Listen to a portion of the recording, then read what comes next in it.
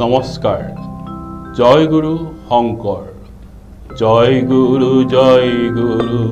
জগত গুৰু, জয় গুৰু শংকৰ গুৰু, কৃষ্ণৰ কিংকৰ কল্পতৰু, পহি আমাৰ পৰম গুৰু, পহি আমাৰ পৰম গুৰু।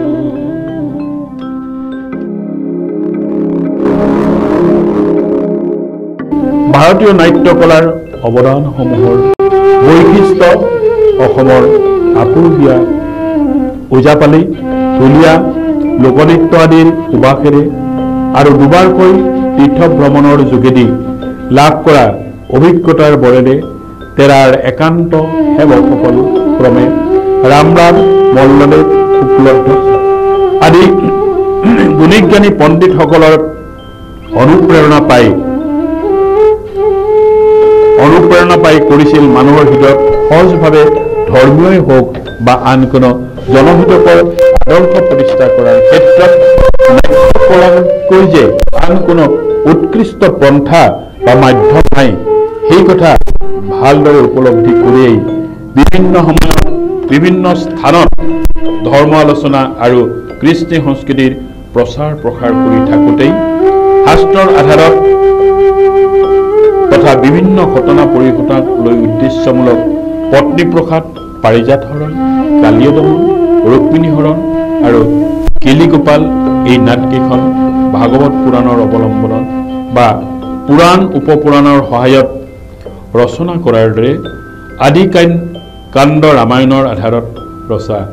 ৰাম বিজয় সহ মুঠ এই ৬খন নাটৰ কাহিনী ভাগত আৰম্ভণিৰ পৰা শেষলৈকে ভক্তিৰসৰ লগতে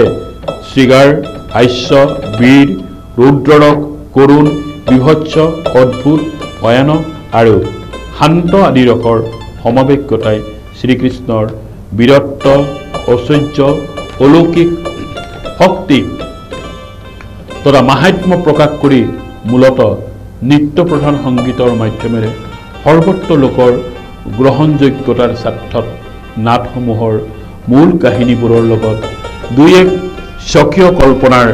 ৰসাল কাহিনীৰে নাট্যশাস্ত্ৰৰ দ্বাবিংশতি অধ্যায়ত অভিনয়ক দুটা ভাগত অৰ্থাৎ অভ্যন্তৰ আৰু বাহ্যভেদে নামে ভাগ কৰি অংকীয়া নাটতো অন্তৰংগ আৰু বহিৰংগ নামেৰে এই দুটা ভাগত বগাই লৈ এবিধ ৰাগ সংগীত, আনবিধ পয়াৰৰ সহযোগত ভৰত নাট্যশাস্ত্ৰৰ অষ্টৰাগ বা নৱৰসৰ উল্লেখ থকাৰ দৰে অংকীয়া নাটতো গায়ন, বায়ন, সূত্ৰধাৰৰ নৃত্য, ভংগীমা, কথন, শ্লোক, গীত, ভাষা, হৰিনামৰ এই সপ্তৰসৰ আধাৰত নাটৰ সংলাপত মৈথিলী মিশ্ৰিত ব্ৰজাৱলী ভাষা ব্যৱহাৰ কৰি বিভিন্ন ভাষাভাষীক নিৰক্ষজনেও বুজিব পৰাৰ ওপৰত গুৰুত্ব দি বিশেষকৈ উৰিষ্যা, বংগকে আদি কৰি ভাৰতবৰ্ষৰ হিন্দীভাষী লোকক আকৰ্ষিত কৰাৰ লগতে পণ্ডিতসকলে বুজিবৰ বাবে সংস্কৃত শ্লোক তথা সৰ্বসাধাৰণ লোকৰ দুৰ্গতি কিংবা পাপ মোচনৰ বাবে হৰিনাম গোৱা পথাৰে আৰম্ভণতে গায়ন বায়নৰ মাংগলিক বাজনা, পিছত সূত্ৰধাৰৰ প্ৰৱেশেৰে নাটৰ মূল বিষয়বস্তুৰ বিষয়ে ৰাইজক আভাস দিবলৈ খোলতাল আদি বাদ্য বিভিন্ন তলত বজাই তাৰ মাজেৰে সংগীতৰ অপূৰ্ব লহৰ তুলি ভক্তিপ্ৰধান গুৰুগম্ভীৰ প্ৰতিমা গীতসমূহত বিভিন্ন ৰাগৰ সহযোগত পৰিৱেশন কৰি অনুভূতিশীল বৰ্ণাত্মক প্ৰয়াৰ, সূত্ৰধাৰক নতুন ৰূপত প্ৰয়োগ, অভিনয়ত মংগলসূচক প্ৰাৰ্থনা, নান্দী বচন, হাস্য, কৰুণ, শান্ত, শৃগাৰ, বীৰ, বিভৎস, ৰুদ্ৰ, অদ্ভুত আৰু ভয়ানক ৰসৰ জৰিয়তে ভক্ত কিংবা জনসাধাৰণৰ অন্তৰত আধ্যাত্মিক চেতনা জাগ্ৰত কৰি ভক্তিৰসত নিমজ্জিত কৰাৰ মাধ্যম হিচাপে নাটৰ চৰিত্ৰবোৰত প্ৰয়োজন সাপেক্ষে মুখা ব্যৱহাৰ কৰি তিনি শ্ৰেণীৰ প্ৰতিমা, গীত, শ্লোক, কথা নাট বা নাচৰ প্ৰয়োগেৰে সামৰণিত নিৰন্তৰে হৰি বল ইত্যাদি মুক্তিমংগল ভটিমাই হৰিনামৰ প্ৰভাৱেৰে মুগ্ধ বিমুগ্ধ কৰি ধোৱা হাতত 1526 খ্ৰীষ্টাব্দৰ 1447